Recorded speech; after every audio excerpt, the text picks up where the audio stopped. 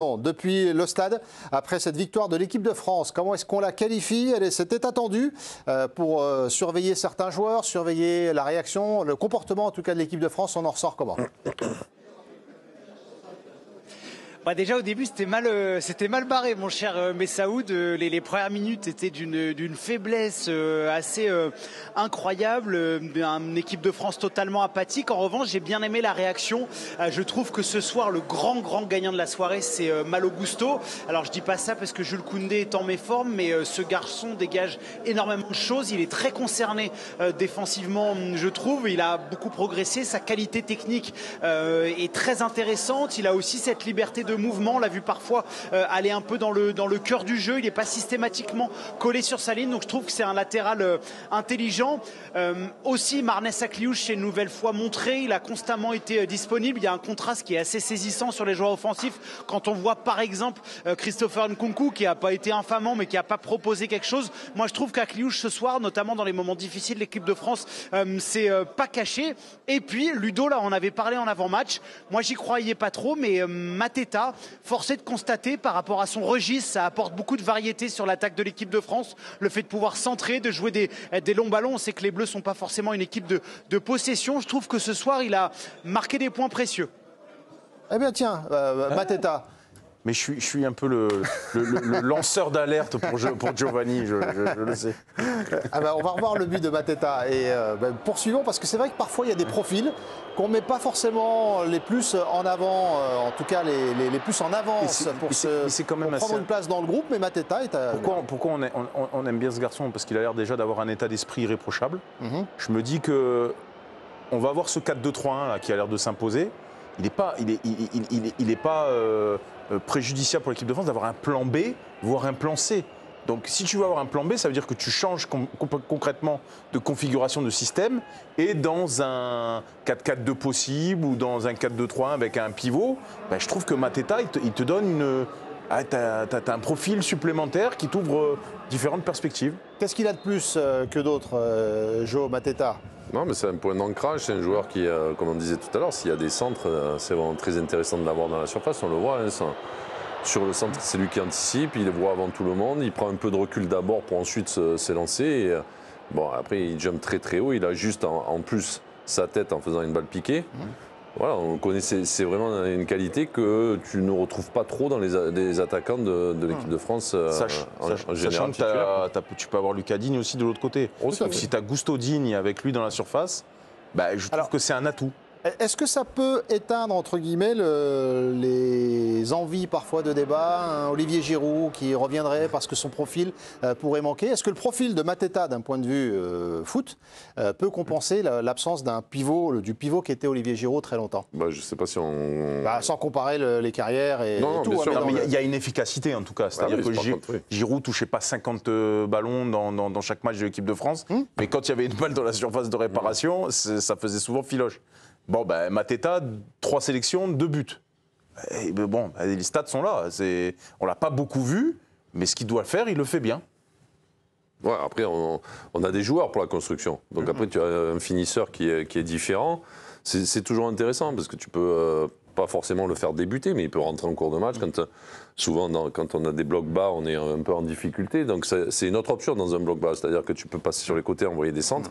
Là, tu auras vraiment quelqu'un qui pourra éventuellement gêner la défense. Et ça, tu ne l'as pas, quoi. Donc voilà, c'est un choix. C'est un garçon qui met plus de 15 buts depuis 3-4 ans en Première Ligue. Comme il était loin des radars, c'est vrai que c'était pas une évidence. C'est pas n'importe quoi, quand même. Mais il marque des points, quand même, sur ces rassemblements, les derniers rassemblements. Il marque des points par rapport... C'est vrai qu'on ne s'y attendait pas forcément. Mais là, quand tu constates les matchs, tu te dis, pourquoi pas. Qui fait ça, en général? Je sais pas. Giovanni. Encore, il lève la main, encore. Alors qu'à l'école, il ne la levait jamais. À l'école, il ne levait jamais la main. J'ai un œil sur tout. J'ai vu Giovanni qui a levé la main. Effectivement, Johan, jamais je levais la main à l'école. Non mais et en plus, alors j'ai pas reconnu les voix. Désolé parce qu'il y a beaucoup de bruit ici. Je sais pas qui parlait d'efficacité parce que le candidat naturel pour être la doublure dans l'axe, c'est Marcus Thuram. Et Marcus Thuram, la grosse différence avec Mateta, c'est l'efficacité sur le nombre de buts. Marcus Thuram a beaucoup de difficultés en équipe de France et Jean-Philippe Mateta, pour le coup, est-ce que c'est son caractère, est-ce qu'il est comme ça? Je trouve qu'il a une capacité d'adaptation, peu importe comment les partenaires jouent à côté, il ne va pas se démobiliser dans la rencontre et il va réussir à être efficace. Ça aussi, c'est une donnée très très importante sur ce qui peut se passer dans un groupe durant une Coupe du Monde. Bon camarade, ça j'ai reconnu la voix, Ludo l'a dit, donc voilà, ça fait beaucoup de points positifs pour lui. Jean-Philippe Mateta, auteur d'un nouveau but avec l'équipe de France et qui marque donc des points. C'était l'une des attentes autour de cette équipe de France, le secteur offensif qui va marquer des points dans l'optique de la liste de Didier Deschamps pour la Coupe du Monde 2026. On attendait Akliouche titulaire, lui aussi a marqué. On va revoir son but. Et au-delà de son but, Jo, c'est quelqu'un que vous appréciez, mais vous attendez qu'il montre encore un petit peu, enfin qu'il s'ouvre un petit peu plus encore. Est-ce que vous avez vu de ça de ce soir? Ouais, après, ce qui est important, c'est qu'il marque et que ça lui donne confiance, qu'il se lâche un petit peu plus. On sent qu'il joue un peu avec le frein à main. C'est un peu ça que je lui reproche, parce qu'après c'est normal, il est jeune, le temps d'arriver dans une équipe en plus qui est aussi performante, il faut quand même t'habituer, t'adapter par rapport aux coéquipiers. Mais autant je l'ai trouvé un peu tendre en début de match, autant après ce but-là, on a senti qu'il était un peu plus à l'aise. Ça lui a forcément plus de confiance. Et mais après, moi, je trouve qu'il a des qualités extraordinaires quand on le voit à Monaco faire des choses. Donc on espère qu'après, ça se concrétise en équipe de France un peu plus souvent. Ludo? Ouais, c'est un facilitateur de jeu et on n'en a pas des masses en fait en équipe de France. Quand vous voyez la rentrée de Cherki, vous voyez, quand je vous disais, je vous parlais de prise de risque.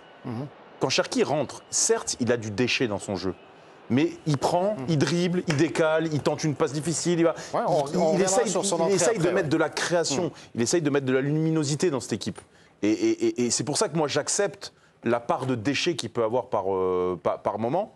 Et je trouve que Akliouche a aussi ce profil-là, c'est-à-dire cette subtilité technique de se mettre dans le sens du jeu, de trouver la bonne passe, d'avoir des intuitions que d'autres n'ont pas. Et j'aime bien, moi, ces profils-là. C'est des joueurs différents. Voilà. Des joueurs différents dans un système un peu fermé, un peu bloqué.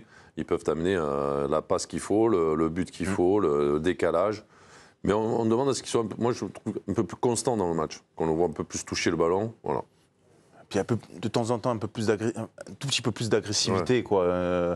Qui force un petit peu sa nature, c'est ça? Un tout petit peu, oui. Ouais. Mais il est, en tout cas, sur le bon chemin. Non, mais l'agressivité, c'est pas non plus uniquement quand t'as pas le ballon, c'est aussi quand t'as le ballon, montrer un peu plus ce qu'il fait à Monaco. À Monaco, quand il a le ballon, on sent qu'il y a un peu plus d'assurance, un peu plus de personnalité, et là, c'est normal, mais il faut que ça arrive vite, quoi. Et ce but, on l'espère, va l'aider. Marnès Akliouche qui a marqué le but du 2-1 en faveur de l'équipe de France. Alors, vous avez parlé de Ryan Cherki, Ludo. Vous voulez qu'on en vienne à son entrée ou d'abord Malo Gusto qui a fait un très bon match?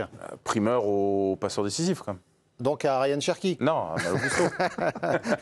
D'abord Malo Gusto et ensuite on revient sur le match de Ryan Cherki. Malo Gusto, ça aussi c'était une des curiosités, c'est l'un des enjeux dans cette équipe de France. Qui va occuper ce poste? Qu'est-ce que vous avez aimé chez Malo Gusto ce soir qui vous rend si enthousiaste, Ludo? Son énergie, parce que mine de rien, même s'il est coupable d'un mauvais placement sur le premier but, je trouve que derrière, il ne perd pas la confiance, il a envie de rattraper son erreur. Donc il a mis énormément d'énergie, de course, et puis surtout, moi ce que j'ai quand même une sensibilité à ce niveau-là, c'est les qualités de centre, la qualité de pied. On ne peut pas se targuer en équipe de France de dire qu'on a des latéraux qui ont une qualité de centre extraordinaire depuis 10 ans. Donc quand on en tient un ou deux, on se dit quand même, ce garçon, il a ce lift, il a cette capacité à donner des bons ballons. Bon, c'est 2 passes D, peut-être 3 si elle n'est pas refusée sur l'action d'Ekitike. Donc, et même un but, avec la frappe qui fait déviée par Nkunku. Nkunku, ça aurait pu être pour lui. Il se retrouve dans l'axe aussi, donc il accompagne ses actions. C'est vrai qu'offensivement, on connaissait ses qualités. Moi, je trouve qu'il a beaucoup plus de maîtrise aussi maintenant quand il a le ballon dans les pieds. Il est beaucoup plus sûr de lui. Et là, il faudra peut-être corriger 2-3 placements défensifs.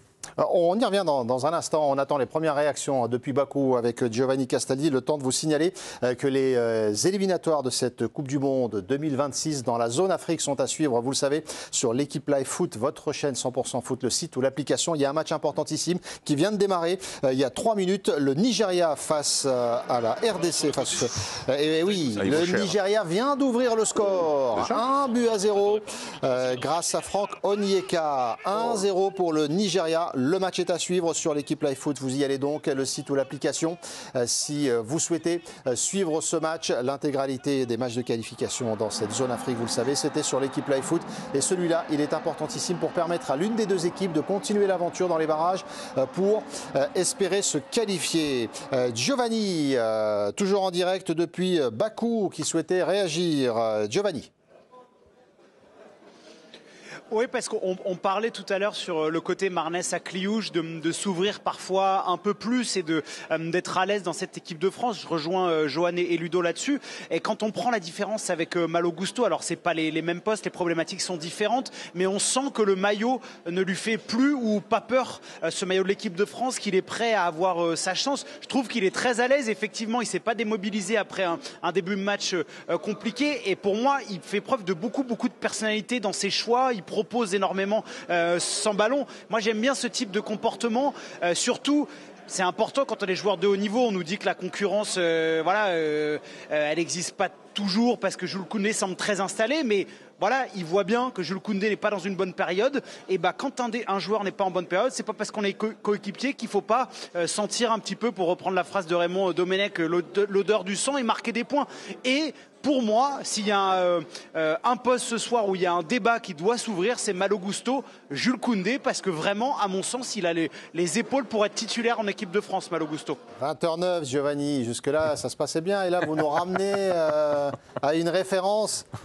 Ah, c'est pas la meilleure référence du football français et de Raymond, quand même. Hein, vous étiez sur un sans faute sur ce dimanche. Hein? J'aime bien Raymond, c'est pour ça. Pardonnez-moi, Messaoud. On attend Didier Deschamps à votre micro dans quelques instants. Mais alors, ouvrons ce débat autour de Malo Gusto et de Jules Koundé, puisque Giovanni y vient. On va revoir le premier but, le but de l'Azerbaïdjan d'ailleurs, où il est impliqué. Malo Gusto, défensivement donc, parce que c'est vrai que le voir centrer si souvent avec une telle qualité, c'est spectaculaire. Mais d'abord sur le but encaissé par l'équipe de France, son implication à Malo Gusto, jusqu'à quel point c'était problématique la manière dont il est impliqué sur ce but encaissé. Il se positionne pas très bien. Il est mal, ses jambes sont mal positionnées par rapport à l'action. Il pense que la balle va aller sur l'extérieur en fait. On le sent là. On le sent partir vers l'extérieur alors qu'il doit couvrir quand même cet axe-là et réduire l'espace qu'il y a entre lui et Konaté. Donc oui, c'est une erreur quand même qui est assez énorme par rapport déjà à l'action et par rapport au but que ça amène. Mais c'est des petits ajustements qu'il faut corriger. Alors, est-ce que c'est une erreur de concentration en début de match ou un truc comme ça? Pas s'attendre à ce genre d'action par rapport au fait que tu joues en Azerbaïdjan, tout ça. Mais c'est vrai qu'il est beaucoup plus à l'aise quand il doit partir vers l'avant. Ouais, on le voit. C'est le premier but encaissé par l'équipe de France face à l'Azerbaïdjan. D'ailleurs, dans l'histoire, on avait disputé 3 matchs face à l'Azerbaïdjan jusqu'à présent. Ludo, offensivement, on va y venir pour Malo Gusto, mais défensivement, cette séquence-là, est-ce qu'elle dit quelque chose de ce qu'il doit encore progresser, de ce qu'il doit encore améliorer, pardon? C'est aussi la vision des latéraux d'aujourd'hui, c'est-à-dire qu'ils sont plus des contre-attaquants que des vrais défenseurs.